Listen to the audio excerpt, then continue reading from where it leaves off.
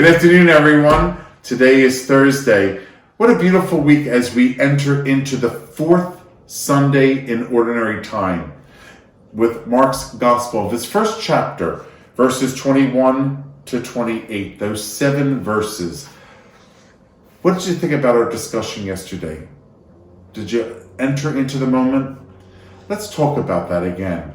I want to talk to you about the speaking with authority, both when he speaks to the people and when he speaks to the unclean spirit. Both words of authority. In other words, when we have to accelerate in our voice, but when it's very powerful, that it enters into our very being and we understand. We need people to do that. I need people to do that. I need people to knock me off my horse. I need God to knock me off my horse. I need people to remind me of the love of God. We need people. We need each other to do this as God works in us, through us, and all around us. And to feel his presence. He spoke with authority. When does God speak with authority to you? Do you hear him in the gospel as he speaks with authority? And authority being, he's convinced. He's convinced of what he's saying. Do you hear him in your life as he casts the unclean spirits out of you? Quiet. Come out. Or do we just read it in the scriptures? We go to church, and the priest or the deacon is reading the gospel. Okay, then we're done. And now we go on to the next thing. No, let's not do that. When we enter into the mystery of the Mass, when we hear the gospel being proclaimed, we're there in Capernaum. We're there.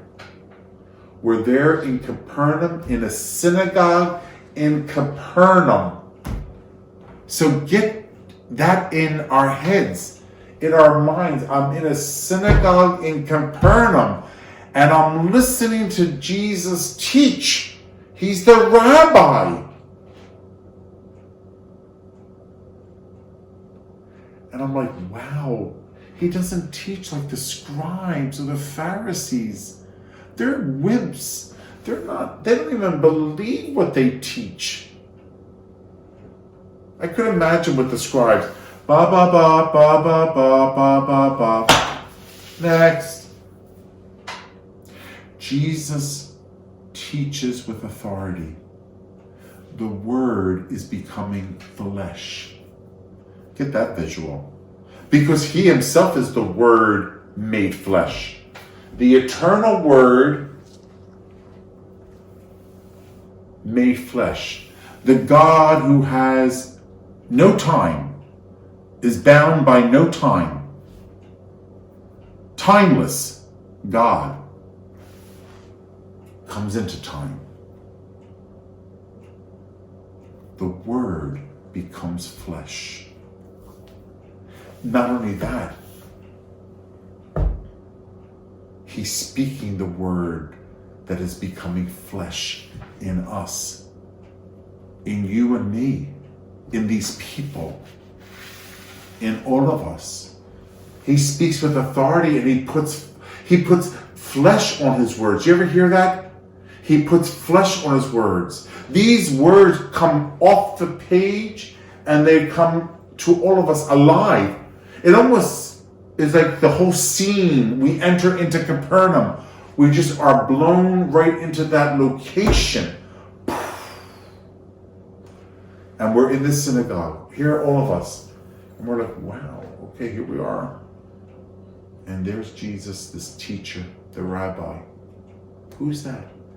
That's Jesus of Nazareth. He's teaching, just listen.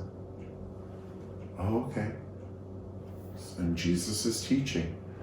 And we're hanging off of his words. Because we never heard this before.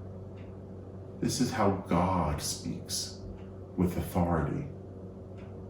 That you want, that you're hungering for the word. You're hungering for it. And not only that, but he speaks to the unclean spirits with authority.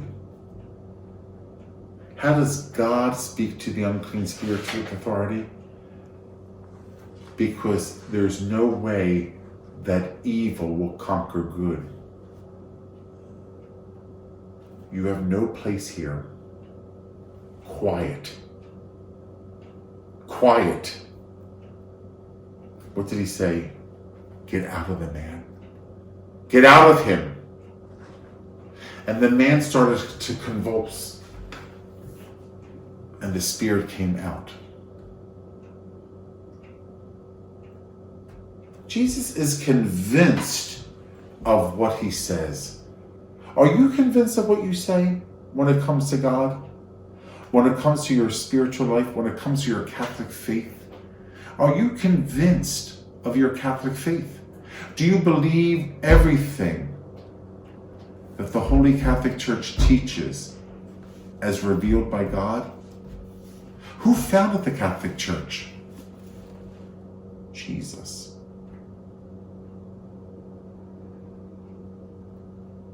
There's only one church. Only one.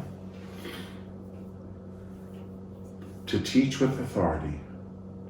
So how does that word become flesh unto me? Through my baptism, through my confirmation, through the food of the Eucharist. I eat the flesh and drink the blood. It becomes part of me.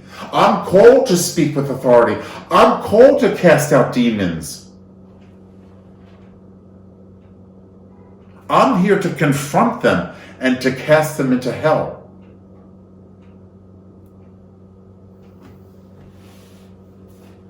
The unclean spirit convulsed him, and with a loud cry came out of him.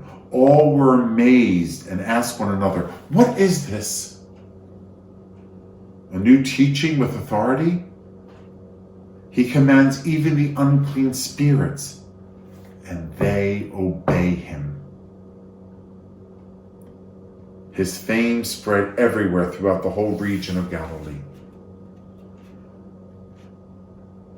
When you're called home to God, will your name be spread through all this region to know who you were in the name of Christ? Let's do that together. As a community of believers, as the one holy Catholic and Apostolic Church founded upon the rock of Peter, Jesus, who founded it on the confession of Peter. Let us be ever more convinced of the powerful Word of God that has taken flesh in the person of Jesus Christ, and how Jesus Christ shares that with you and with me. Do you believe that? Do you believe it? Paul believed it. Timothy and Titus believed it. The apostles believed it. Their disciples believed it. Matthew, Mark, Luke, and John believed it. Do you believe it? Are you willing to fight the good fight? As St. Paul says, to run the race. Athletes deny themselves so much, St. Paul says, for a crown that withers, but you for a crown of imperishable joy that will never wither. Your crown in heaven. Together, let us fight the good fight and run the race, for the prize is everlasting life with Jesus Christ.